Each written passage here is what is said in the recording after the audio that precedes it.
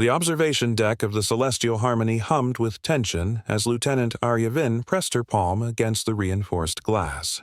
Beyond the barrier, two creatures prowled in calculated circles. Cubs, they were called, though each stood nearly 2 miss tall at the shoulder. Their obsidian rippled like liquid shadow, and their eyes glowed with an eerie amber light that seemed to pierce through matter itself. "Lieutenant, I must insist you consider." Commander Vexathar's scales flashed crimson, a clear sign of distress among the Cerealian species. His forearms gestured frantically at the monitoring screens. The Vathian young are not like Earth mammals. They are apex predators from birth. Sentient, yes, but driven by instincts we barely understand. Arya didn't turn away from the window. She'd studied the reports during the 3-month journey to the neutral station. The Verathians, a species humanity had encountered only twice before. Both encounters ending in tense standoffs. Their young were abandoned on designated worlds to survive alone until maturity. A ritual that had remained sacred and untouched by galactic law for millennia, until a Cerealian mining operation had accidentally invaded one such nursery world. "They're starving," Arya said quietly, watching as the smaller of the two cubs, Vela, according to the genetic markers, stumbled slightly. The Cerealian equipment disrupted the planetary ecosystem. The prey animals have migrated away from this region, which is precisely why adult Verathians are en route to retrieve them, Vexathar countered. "Yodri, and why they have threatened where if any species interferes with their young. Lieutenant, your people may have a reputation for recklessness, but this is the right thing to do." Arya finally turned to face the commander. Her gray eyes held a determination that made the veteran officer's primary heart sink. Humans. They were all the same, hopelessly driven by emotion over logic. We caused this problem. We fix it. That's the human way. Before Zixter could protest further, Arya had already moved toward the airlock. The station's council had debated for weeks. The adult Vathians had made their stance clear. Any species that touched their young would be considered an enemy of their entire civilization. Yet, watching the cub slowly weaken from starvation was too much for several council members to bear. The Cerealians advocated for automated drones to deliver food. The insectoid suggested terraforming adjustments taller prey back. Arya had proposed the simplest solution. She would deliver the food herself. The airlock hissed open, and the scent of alien soil filled her nostrils. The cubs' heads snapped toward her in perfect unison, their lips curling back to reveal rows of crystalline teeth that could shred through starship hull plating. To the larger male, released a sound that was part growl, part subsonic rumble that Arya felt in her bones. She took a careful step forward, dragging a container of synthesized meat behind her. Every instinct screamed at her Tauren to retreat to safety, but she'd learned long ago that instinct wasn't always wisdom. "Easy," she whispered, knowing they wouldn't understand the words but hoping the tone carried meaning. "I'm here to help." To lunged forward, closing half the distance in a heartbeat. Arya froze. The cub's massive head lowered, nostrils flaring as he sampled her scent. She could see her reflection in those amber eyes. Small, fragile, utterly defenseless. Then Vela moved, circling to Arya's left. They were coordinating, hunting. Arya slowly knelt, her hands trembling only slightly as she opened the container. The rich scent of meat wafted into the air. Tor's ears swept back in aggression, suddenly perked forward. Vela's growl stuttered into something almost like a questioning chirp. "See?" Arya pushed the container forward. Food, no tricks, no traps. For a long moment, nothing happened.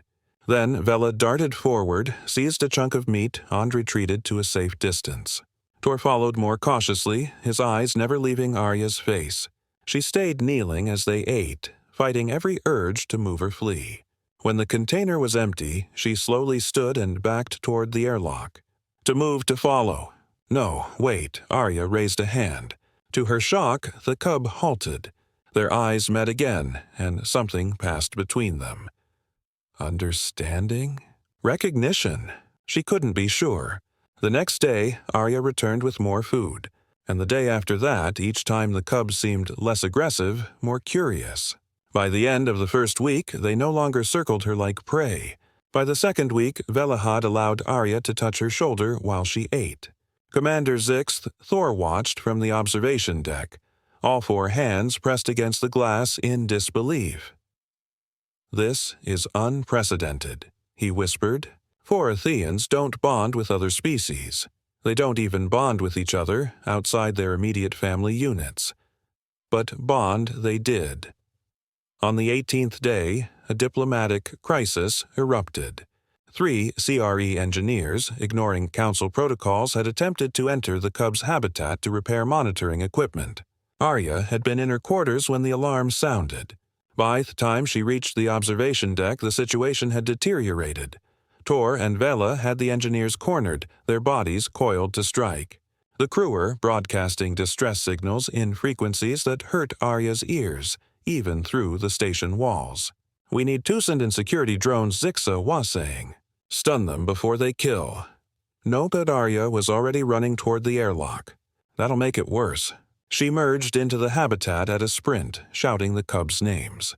Both Verathians' heads swiveled toward her, and for a terrible moment she thought she'd miscalculated. Their eyes were wild, their hunting instincts fully engaged.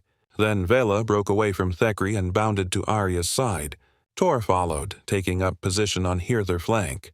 They positioned themselves between Arya and the engineers, their growls now directed at the intruders rather than at their cornered prey. Thekri escaped through the maintenance tunnel, and Arya found herself standing in the center of the habitat with 2 massive predators pressed against her sides, their bodies vibrating with protective aggression. "Well," she murmured, running her hands through their impossibly soft fur. "I guess we're a pack now." The adult Baratheons arrived 3 weeks later. Massive warships that made the Celestial Harmony look like a child's toy. Arya stood in the habitat flanked by Tor and Vela as the first adult materialized in a transport beam. The creature was enormous, easily tall with fur that seemed to absorb a light itself. Its eyes fixed on Arya with an intensity that should have been terrifying. "You touched our young," the Vathian rumbled, its voice translated through multiple harmonic frequencies. "I fed them," Arya replied steadily. "They were dying." "We warned your Kindle kinds to stay away." "I know." Arya felt to press closer against her leg. "But I'm human. We don't abandon children no matter what species they belong to." The adult Vathian stared at her for what felt like an eternity. Then slowly it lowered its massive head in what might have been a nod or a bow. The Cubshave chosen you as their pack sister. It said, "In Varathian culture this bond is unbreakable. Where you go, they will follow. What threatens you, they will destroy." Arya glanced down at Tor and Vela, at the amber eyes that now watched her with something unmistakably like love. "I can think of worse fates," she said with a smile. The Varathians' lips pulled back, revealing teeth that could bite a shuttle in half. Arya realized with a start that the creature was smiling too. From that day forward, Lieutenant Arya Van never walked alone.